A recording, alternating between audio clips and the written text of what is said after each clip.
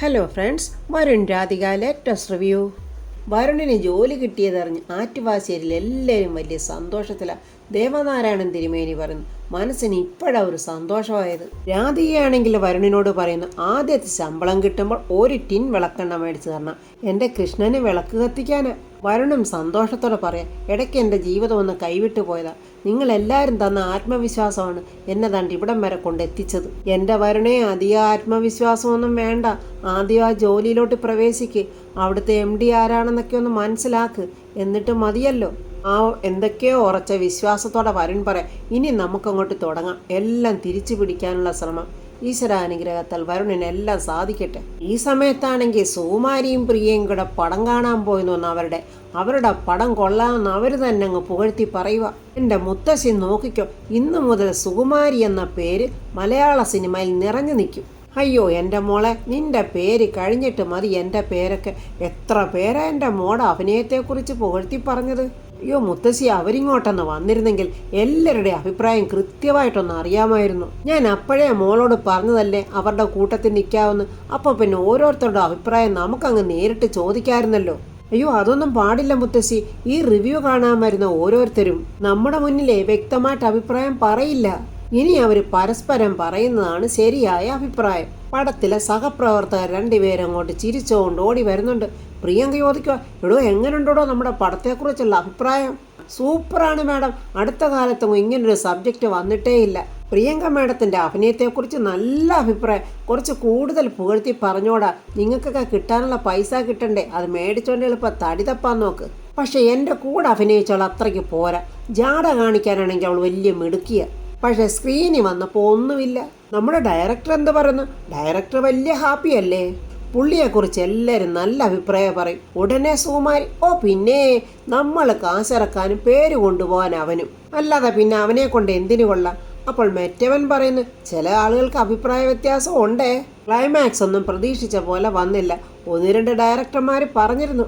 ഉടനെ വിവരവും ബോധമില്ലാത്ത സുകുമാരി പറയാം, അതൊക്കെ അവന്മാർ അസൂയ കൊണ്ട് പറയുന്നത്, കുറച്ച് കഴിയുമ്പോൾ അതൊക്കെ അങ്ങ് മാറിക്കോളും. അയ്യോ അങ്ങനല്ല മേഡം, അവരൊക്കെ ഒരുപാട് കഴിവ് തെളിയിച്ചിട്ട ആൾക്കാർ. അതുകൊണ്ട് എന്താടോ, അവന്മാർ ദൈവമൊന്നും അല്ലല്ലോ. 1000 പേര് നല്ല അഭിപ്രായം പറയുമ്പോഴേ ഏതെങ്കിലും 1-2 കാണും ഇങ്ങനെ തട്ടിത്തെറിപ്പിച്ച് വൃത്തികെട്ട അഭിപ്രായം പറയാൻ. അതൊക്കെ അങ്ങ് വിട്ടുകള മേഡം. ഇപ്പോൾ എല്ലാവരും ഹോട്ടലിൽ എത്തിയിട്ടുണ്ടാവും, ഈ മീഡിയ പ്രവർത്തകരൊക്കെ ഡിന്നറിനുണ്ടാവും. അവരോടൊക്കെ സംസാരിക്കുമ്പോൾ എന്താ പറയേണ്ടതെന്നേ പ്രിയങ്ക മേഡം ഒന്ന് പ്രിപ്പയർ ചെയ്ത് കൊടുക്കണേ മേഡം. പിന്നെ ഇന്നലത്തെ ഹോട്ടൽ ബില്ലും ടാക്സി ബില്ലും എല്ലാം കൂടെ കൃത്യമായിട്ടൊരു കണക്ക് കിട്ടിയിട്ടില്ല. നിലവിലാണെങ്കിൽ എൻ്റെ കയ്യിൽ തന്നതിൽ ബാലൻസും ഒന്നുമില്ല. എടോ എങ്ങോട്ടാടോ ഈ കാശ് കൊണ്ടുപോകുന്നത്? എത്ര കൊണ്ടുവന്നാലും മതിയാകുന്നില്ലല്ലോ. ഇനിയിപ്പോൾ ഇതും കൂടെ അല്ലേ മേഡം ഉള്ളു. എടോ എവിടെന്നെങ്കിലും അഡ്ജസ്റ്റ് ചെയ്തൊന്ന് കൊടുക്ക്. സിനിമ ഒന്ന് ഇറങ്ങിക്കഴിഞ്ഞാൽ പിന്നെ കാശിന് ഒരു ക്ഷാമം ഉണ്ടാകില്ല. ബാക്കിയുള്ളതൊക്കെ എങ്ങനെയെങ്കിലും ഒക്കെ അങ്ങ് നടക്കും. അപ്പോൾ ചുരുക്കത്തിൽ സുകുമാരിയുടെ കയ്യിൽ കാശില്ല. വന്നവന്മാർ രണ്ടുപേരും ഇങ്ങനെ പരസ്പരം നോക്കുക. പ്രിയങ്ക കയറി പറയുന്നുണ്ട്, എന്ന് കരുതി ഒന്നിനും ഒരു കുറവും വരുത്തല്ലേ, എല്ലാ കണക്കും കൃത്യമായിട്ട് അങ്ങ് എഴുതി വെച്ചോ. ഈ പടം ഇറങ്ങിയാൽ കാശിൻ്റെ കണക്കൊക്കെ തീരുമല്ലോ. ഉറപ്പാ മേഡം, 100% ഉറപ്പ്. എന്നുവെച്ചാൽ പടം പൊട്ടിപ്പോവെന്നായിരിക്കും. ഈ ഓണം നമ്മൾ കൊണ്ടുവന്നിരിക്കും. എടാ എത്ര സോപ്പിട്ട് പതച്ചാലും ഇവരുടെ കയ്യിലൊന്നും ഒന്നും കിട്ടാൻ പോകുന്നില്ല. നീയൊക്കെ പെട്ടെന്ന് പോകാൻ നോക്ക്. അവന്മാരുടെ വാക്ക് കേട്ട് തണ്ട മുത്തശ്ശിയും കൊച്ചുമോളും മനപ്പായസം കുടിക്കുക. നമ്മുടെ വരുണാണെങ്കിൽ ജോലിയൊക്കെ കിട്ടിയെന്നുള്ള സന്തോഷത്തിൽ പാവം ബെഡ്റൂമിൽ കട്ടിലിരുന്നുകൊണ്ടൊരു പാട്ടൊക്കെ ഇങ്ങനെ പാടുവാണ്. രാധിക അത് കേട്ടോണ്ട് അവിടെ ആസ്വദിച്ച് അങ്ങനെ നിൽക്കുന്നുണ്ട്. എന്താടോ താനിങ്ങനെ നോക്കി നിൽക്കുന്നത്? നല്ല തെളിഞ്ഞ ചിരി, ഉഗ്രൻ മൂളിപ്പാട്ട്. ഇതിൻ്റെയൊക്കെ അർത്ഥം എൻ്റെ ചെക്കൻ ഓക്കെയാന്നല്ലേ? കുറേ കാലത്തിന് ശേഷമാണ് ഇത്ര ഹാപ്പിയായിട്ട് ഞാൻ വരുണിനെ കാണുന്നത്. അത് താൻ പറഞ്ഞ ശരിയാ, താനും ഞാനും ഒന്നിച്ച് വീണവരാണ്. ആ വീഴ്ചയിൽ എനിക്കും തനിക്കും വ്യത്യാസമുണ്ട്. അതെന്താണെന്നറിയാവോ? എൻ്റെ വീഴ്ച ഭീകരമായിരുന്നു. അത് ഈ കുഞ്ഞുനാളി മുതൽ കണ്ടു ശീലിച്ച ഉയരങ്ങളിൽ നിന്നുള്ള ഒരു വീഴ്ച. നടു തകർന്നു പോകും മോളെ. ഞാനൊരു കാര്യം പറയട്ടെ, എൻ്റെ പിന്നിലെ താൻ ഇത്ര സ്ട്രോങ് ആയിട്ടില്ലായിരുന്നെങ്കിൽ ഞാൻ എന്നെ തന്നെ അങ്ങ് തീർത്ത് കളഞ്ഞേനെ. ഈ സമ്പന്നതയിൽ കിടക്കുന്നോണ്ടൊരു പ്രശ്നമുണ്ട്. എന്തെങ്കിലും എല്ലാം ഉണ്ടെങ്കിലും ചെറിയ എന്തൊരു പ്രശ്നം വന്നാൽ സഹിക്കാൻ പറ്റില്ല. യഥാർത്ഥത്തിൽ ഒരു ടെൻഷൻ വന്ന് എൻ്റെ മുന്നിൽ നിന്നാലുണ്ടല്ലോ ഞാൻ അങ്ങ് പകച്ചു പോകും. പക്ഷെ താൻ അങ്ങനെയല്ല. ഈ ആകാശം തന്നെ ഇടിഞ്ഞു പൊളിഞ്ഞ് താഴോട്ട് വീണാലും കൂളായിട്ട് നിൽക്കാനുള്ള തൻ്റെ ഇടം തനിക്കുണ്ട്. അതെന്തായാലും സമ്മതിച്ചേ പറ്റൂ. അതിപ്പോൾ പ്രത്യേകിച്ച് സമ്മതിക്കേണ്ട കാര്യമൊന്നുമില്ല വരുണേ. ഞാൻ ജനിച്ച സാഹചര്യത്തിൽ ജീവിക്കുക, ഞാൻ ജനിച്ച സാഹചര്യത്തിൽ വളരുക, അത്രയേ ഉള്ളൂ. എന്നെ സംബന്ധിച്ചിടത്തോളം ഇടയ്ക്കിടയ്ക്ക് പ്രതീക്ഷിക്കാതെ കിട്ടുന്ന കാര്യങ്ങളൊക്കെ വലിയ വലിയ സന്തോഷങ്ങളായിരിക്കും ജീവിതത്തിൽ തന്നത്. അതിപ്പോൾ വരുണിനെ കണ്ടുമുട്ടിയതായാലും എൻ്റെ അമ്മ എൻ്റെ ജീവിതത്തിലേക്ക് വന്നതായാലും എല്ലാം ഒന്നും പ്രതീക്ഷിക്കാതെ കിട്ടിയതാ. രാധികെ, മൊത്തത്തിൽ സന്തോഷത്തിന്റെ ദിവസമാണെന്ന് പറഞ്ഞിട്ടേ ആ റൂട്ട് എന്തായാലും നമുക്കിനി പിടിക്കണ്ട. ഇനി അങ്ങോട്ട് ഓരോന്നും പറഞ്ഞു കഴിഞ്ഞാൽ പിന്നെ ഈ കണ്ണങ്ങ് കലങ്ങും. അപ്പോൾ പിന്നെ എനിക്ക് സഹിക്കാൻ പറ്റില്ല. എന്നാൽ വരുണൊരു കാര്യം ചെയ്, നേരത്തെ കിടന്നോ. നാളെ പോയി ജോയിൻ ചെയ്യാനുള്ളതല്ലേ. ആദ്യത്തെ ദിവസം തന്നെ ഉറക്കം തൂങ്ങി അങ്ങോട്ട് പോകണ്ട. അങ്ങനെ എൻ്റെ ജോലിയിൽ ആദ്യത്തെ ദിവസം വീണ്ടും ഒരു കസേരയിലേക്ക്. ഇതുവരെ ഞാനിരുന്ന കസേരയ്ക്ക് മുന്നിൽ ആള് വന്നിരുന്നു. ഇപ്പോഴാണെങ്കിൽ അവരുടെ കസേരയ്ക്ക് മുന്നിൽ ഞാൻ ചെന്നിരിക്കുന്നു. വരുണെ, എന്നോട് സത്യം പറ, നല്ല വിഷമമുണ്ടോ അങ്ങനെ പോകാനും ചെന്നിരിക്കാനും ഒക്കെ? അങ്ങനെയൊന്നും ഇല്ലടോ. എന്തായാലും നാളെ നേരത്തെ എഴുന്നേക്കണം, നേരത്തെ തന്നെ ഓഫീസിൽ പോവുകയും വേണം. എങ്കിൽ നമുക്ക് കിടന്നാലോ? വരുൺ കിടന്നോ, ഞാൻ കുറച്ച് കഴിഞ്ഞിട്ട് വന്ന് കിടക്കാം. അതെ, തനിച്ച് കിടന്നാൽ എനിക്ക് ബോറടിക്കും. അത് മാത്രമല്ല, കണിമംഗലം നഷ്ടപ്പെട്ടതിനെ കുറിച്ചൊക്കെ ഞാനിങ്ങനെ വെറുതെ ചിന്തിക്കും. അതുകൊണ്ട് നമുക്ക് വേറെ ചില കാര്യങ്ങൾ ചർച്ച ചെയ്യാറുണ്ട്. താനിങ്ങോട്ട് വാ എന്നും പറഞ്ഞ് അവരുടെ ഒരു റൊമാൻസാണ്. രാവിലെ നമ്മുടെ വരുൺ നാണ്ട റെഡിയായി ഓഫീസിലെത്തി. വലിയ സന്തോഷത്തോടെ നമ്മുടെ വരുൺ ഓഫീസിനകത്ത് കയറി ഓരോരുത്തർക്കും ഗുഡ് മോർണിംഗ് ഒക്കെ പറഞ്ഞിട്ട് വരുന്നു. അപ്പോഴാ കാർത്തിക പറയുന്നു, ഗുഡ് മോർണിംഗ് സാർ, MD കണ്ടിട്ട് ജോയിൻ ചെയ്യണമെന്നാണ് ആദ്യം വിചാരിച്ചിരുന്നത്. പക്ഷേ രാവിലെ ഒരു ചെറിയ ചേഞ്ച് ഉണ്ടായി. MD വരാൻ കുറച്ച് വൈകും, സാറ് ജോയിൻ ചെയ്തോളാൻ പറഞ്ഞിട്ടുണ്ട്. സാറ് വരൂ എന്നും പറഞ്ഞ് കാർത്തിക വിളിച്ചുകൊണ്ട് പോകുന്നുണ്ട്. ഇതൊക്കെ ഒരു ചതിയാണോ എന്നറിയില്ല. അങ്ങനെ വരുണിനെ ഇന്നലെ ഇൻ്റർവ്യൂ ചെയ്ത ആളിൻ്റെ അടുത്ത് മുന്നിൽ കൊണ്ടിരുത്തി. ഗുഡ് മോർണിംഗ് രണ്ടുപേരും പറയുന്നു. അതെ വരുൺ, ഒരു ചെറിയ ചേഞ്ച്, കാര്യങ്ങളെല്ലാം കാർത്തിക പറഞ്ഞല്ലോ. എനിവേ ഉച്ചയ്ക്ക് മുമ്പേ MD വരും, അതുകൊണ്ട് വരുൺ സൈൻ ചെയ്തോളൂ. അങ്ങനെ അവർ കാണിച്ച രജിസ്റ്റർ ബുക്കിലോട്ട് വരുൺ ദൈവത്തെ പ്രാർത്ഥിച്ചുകൊണ്ട് സൈനൊക്കെ ചെയ്യുന്നുണ്ട്. Welcome to SS group of company, best wishes എന്നൊക്കെ അവർ പറയുന്നു. അങ്ങനെ വരുണയും കൊണ്ട് പോവാണ് സ്റ്റാഫിനെയൊക്കെ ഇൻട്രൊഡ്യൂസ് ചെയ്യാനായിട്ട്. രാധികയുടെ സദ്യയിലെന്ന് വിഷമുണ്ടെന്നും പറഞ്ഞ് പ്രചരിപ്പിച്ച ഒരു യൂട്യൂബർ 2-3 അമ്മമാരുടെ വീഡിയോ ഇങ്ങനെ എടുത്തുകൊണ്ടിരിക്കുക. അപ്പോൾ രാധികയും അവിടെ കൂട്ടുകാരിയുടെ വരുന്നുണ്ട്. അവർ പറയുന്നുണ്ട്, മോളെ ആ ചെറുക്കനെ നോക്കിക്കേ, അന്നത്തെ സദ്യയിലെ കൂടുതൽ യൂട്യൂബിൽ വാർത്തയുണ്ടാക്കിയ ചെറുക്കനാ അത്. ചേച്ചി പറഞ്ഞത് ശരിയാ, നമുക്ക് ആ പുള്ളിക്കാരനെ ഒന്ന് കാണണം ചേച്ചി. രാധിക അങ്ങോട്ട് ചെന്നിട്ട്, ഷാജി സൂര്യകാന്തി അല്ലേ? ആ അതെ, എന്നെ അറിയാവോ? അവന് മനസ്സിലായില്ലെന്ന് തോന്നുന്നു എന്ന് ചോദിച്ചാൽ, അതെ, എൻ്റെ പേര് രാധിക. മനസ്സിലായോ? സോറി, എനിക്ക് വ്യക്തമായില്ല. കുറച്ചുനാളിന് മുമ്പേ ആറ്റുവാശ്ശേരി സദ്യ ആളുകളെ കൊല്ലാനുള്ളതാണെന്ന് പറഞ്ഞൊരു വീഡിയോ ചെയ്തില്ലായിരുന്നോ? ആ അതെ അതെ, എന്നാലേ ആ ആറ്റുവാശ്ശേരി സദ്യ എൻ്റെതായിരുന്നു. അവൻ്റെ മിണ്ടാട്ടം മുട്ടി അവൻ തല കുനിഞ്ഞു നിൽക്കുക. രാധിക ചോദിക്കുക, ആറ്റുവാശ്ശേരി സദ്യയിൽ ശരിക്കും വിഷം കലർത്തിയത് ആരാണെന്ന് നിങ്ങൾക്കറിയാവോ? ആ കേസ് എന്തായെന്ന് പിന്നീട് എപ്പോഴെങ്കിലും നിങ്ങൾ ശ്രദ്ധിച്ചിട്ടുണ്ടോ? സോറി, എനിക്ക് പിന്നെ അതിനൊന്നും സമയം കിട്ടിയില്ല. അപ്പോൾ രാധിക ഒരു കളിയാക്കി ചിരിച്ചോണ്ട്, ഞങ്ങൾ കുറ്റവാളികളാണെന്ന് പറയാൻ നിങ്ങൾക്ക് സമയം കിട്ടിയായിരുന്നല്ലേ? അതുകൊണ്ട് എൻ്റെ കൂടെ നിൽക്കുന്ന ചേച്ചിയെ കണ്ടോ? ഇതുപോലെ കുറച്ച് ആൾക്കാർ, ഞാനും എൻ്റെ അമ്മയും എൻ്റെ മുത്തശ്ശിയും, ഞങ്ങൾ എല്ലാവരും കൂടിയാ ആറ്റുവാശ്ശേരി സദ്യ നടത്തിയിരുന്നത്. ഞങ്ങളുടെ ഉദ്ദേശം ജനങ്ങളെ കൊല്ലുക എന്ന് പറയുന്നതിൽ നിങ്ങൾക്കൊരു ബുദ്ധിമുട്ടും ഉണ്ടായില്ല. പക്ഷെ ആ ഒരൊറ്റ വീഡിയോ കൊണ്ട് 4-5 വീഡിയോ നിങ്ങൾ തുടരെ ചെയ്തു. അപ്പോഴതിനൊക്കെ നിങ്ങൾക്ക് സമയം ഉണ്ടായിരുന്നു അല്ലേ? രാധികയുടെ കൂടെ വന്ന ചേച്ചി പറയുന്നത്, ഞങ്ങൾ എന്ത് തെറ്റാ മോനെ നിന്നോട് ചെയ്തത്? നീ ഞങ്ങളെയൊക്കെ പട്ടിണിയാക്കി കളഞ്ഞില്ലേ? ഞങ്ങൾ ഉണ്ടാക്കിയെടുത്ത പേര് മുഴുവൻ നീ കളഞ്ഞില്ലേ? അതെങ്ങനെ ചേച്ചി? അതൊന്നും അയാൾക്ക് മനസ്സിലാവില്ല. അവർക്ക് വീഡിയോയുടെ ലൈക്കും റീച്ചും മാത്രം നോക്കിയാൽ മതിയല്ലോ. അവരതുകൊണ്ടാണ് ജീവിക്കുന്നത്. പക്ഷേ അങ്ങനെ ജീവിക്കാൻ നിങ്ങൾ തീരുമാനിക്കുമ്പോൾ നിങ്ങൾ ചവിട്ടിത്തേക്കുന്ന കുറച്ച് ജന്മങ്ങളുണ്ട്. അതുകൊണ്ട് തകരുന്നതേ അവരുടെ ജീവിതമാണ്. അതിനെക്കുറിച്ചൊക്കെ ഇടയ്ക്കൊക്കെങ്കിലും ഒന്ന് ചിന്തിക്കണം. എൻ്റെ ഭർത്താവിൻ്റെ കുടുംബത്തിലെ ഒരു സ്ത്രീ ആറ്റുവാശ്ശേരി സദ്യ നടത്തിയെടുത്ത് വിഷം കലർത്തിയത്. പോലീസ് അത് കണ്ടുപിടിച്ച് അവരെ കോടതിയിൽ ഹാജരാക്കി. അവർക്കതിനുള്ള ശിക്ഷയും കിട്ടി. പക്ഷേ അതൊന്നും നിങ്ങളാരും അറിഞ്ഞില്ല. നിങ്ങളാണെങ്കിലോ മറ്റാരെയോട്ട് അറിയിച്ചതുമില്ല. എനിക്ക് എൻ്റെ ഒരൊറ്റ ചോദ്യത്തിൽ ഉത്തരം കിട്ടിയാൽ മതി.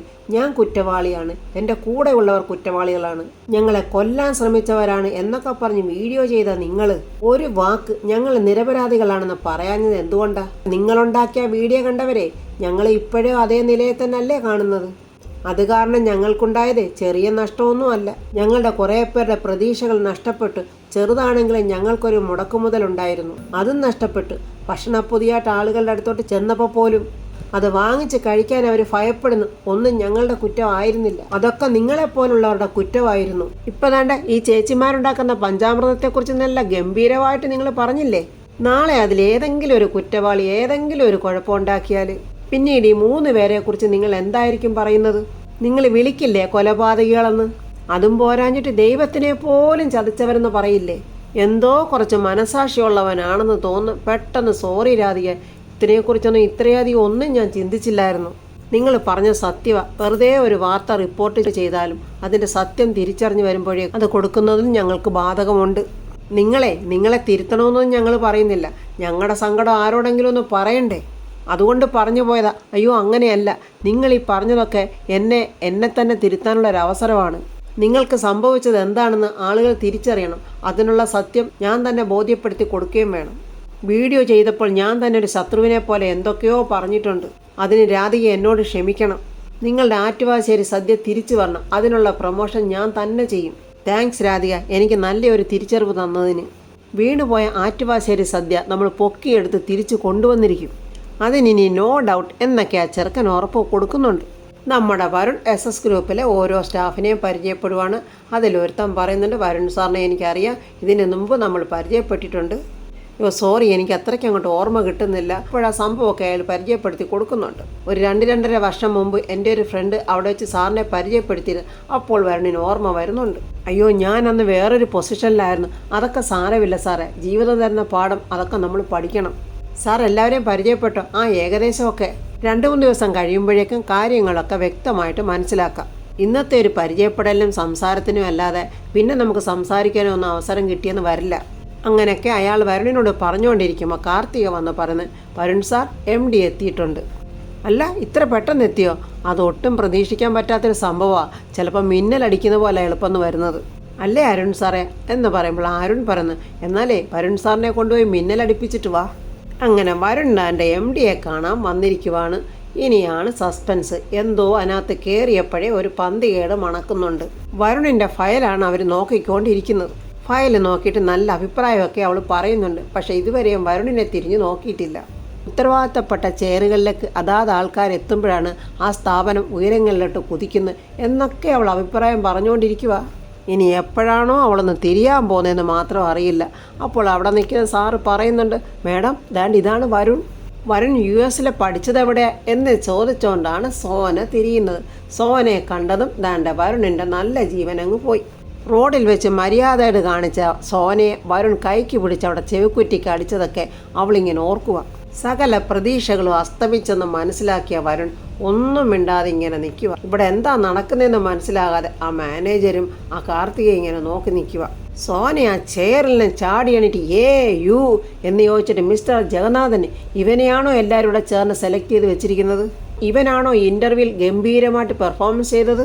ഇവനൊരു കുഴപ്പക്കാരനാണ്, ഇവനൊരു സ്ട്രീറ്റ് റൗഡിയാണ്. അയ്യോ മേഡം, നിങ്ങൾ തമ്മിൽ നേരത്തെ അറിയോ എന്നയാൾ ചോദിക്കുന്നുണ്ട്. അറിയാം, ഇവൻ എന്നെ അടിച്ചു. ഇന്നലെ ആ സംഭവ സ്ഥലത്ത് വെച്ച് ഒരു കൂട്ടം ആൾക്കാർ നോക്കി നിൽക്കെ ഇവൻ എൻ്റെ കരണത്തടിച്ചു. വരുൺ പറയാം, ഒരു പാവപ്പെട്ട കുട്ടിയുടെ ദേഹത്ത് വണ്ടി ഇടിച്ചിട്ട് മേഡവും കൂട്ടുകാരും അത്രയ്ക്ക് അഹങ്കാരം ഉടച്ച് പറയുമ്പോൾ ഞാൻ പ്രതികരിച്ചു പോയതാ. അതുകൊണ്ട് പരസ്യമായി എൻ്റെ കരണത്തടിച്ച ഒരാളെ ഞാൻ MD ആയിരിക്കുന്ന കമ്പനിയിൽ ജോലിക്ക് വെക്കാനോ? Never, you get out. ഇനി ഒരു നിമിഷം പോലും നിന്നെ ഈ സ്ഥാപനത്തിൽ കാണാൻ പാടില്ല. അപ്പോഴവിടെ ഇരിക്കുന്ന മാനേജർ പറഞ്ഞു, മേഡം, CEO പ്രത്യേക താല്പര്യമെടുത്ത് നടത്തിയ അപ്പോയിൻമെൻ്റാണിത്. അതുകൊണ്ട് സിയോട് കൂടി ഒന്ന് ചോദിച്ചിട്ട് വൈ നോട്ട്?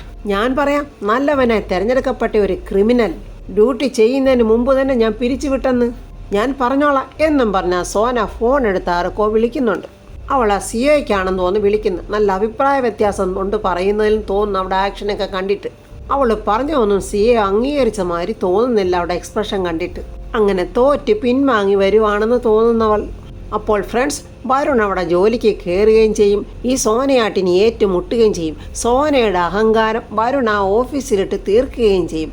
ഇനി എന്തൊക്കെയാണ് സോനയും വരുണും തമ്മിലുള്ള അവിടെ നടക്കുന്ന മത്സരങ്ങൾ? ആറ്റുവാശ്ശേരി സദ്യ പൂർവാധികം തിരിച്ചു വരുന്ന സന്തോഷമായ വാർത്ത ആ യൂട്യൂബർ ഇടുകയും ചെയ്യും. അങ്ങനെ ആറ്റുവാശ്ശേരി സദ്യ ഉയർന്നു വരികയും ചെയ്യും. വരുൺ നല്ല ജോലിയിൽ പ്രവേശിച്ച് വരുൺ അങ്ങനെ ഉയരങ്ങളിലോട്ട് എത്തുകയും ചെയ്യും എന്നുള്ള പ്രതീക്ഷയോടെ നമുക്ക് നാളത്തെ റിവ്യൂ കാണാം. എൻ്റെ ഈ റിവ്യൂ ഇഷ്ടപ്പെട്ടാൽ ലൈക്കും കമൻസും, സബ്സ്ക്രൈബ് ചെയ്യാത്തവർ സബ്സ്ക്രൈബ് ചെയ്യണേ.